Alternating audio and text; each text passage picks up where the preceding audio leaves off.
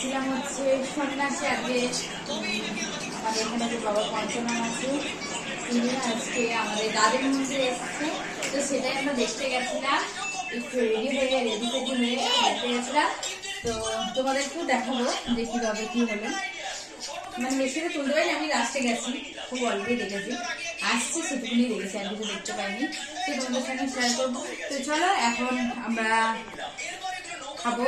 দুপুর হয়ে গেছে, এখন বাবারে দুটো ছুটি বেজে গেছে, তো দুটো ছুটি বেজে গেছে, এখন আমরা খেয়ে নিই, তারপরে আবার আসছি তোমাদের সঙ্গে কথা বলতে।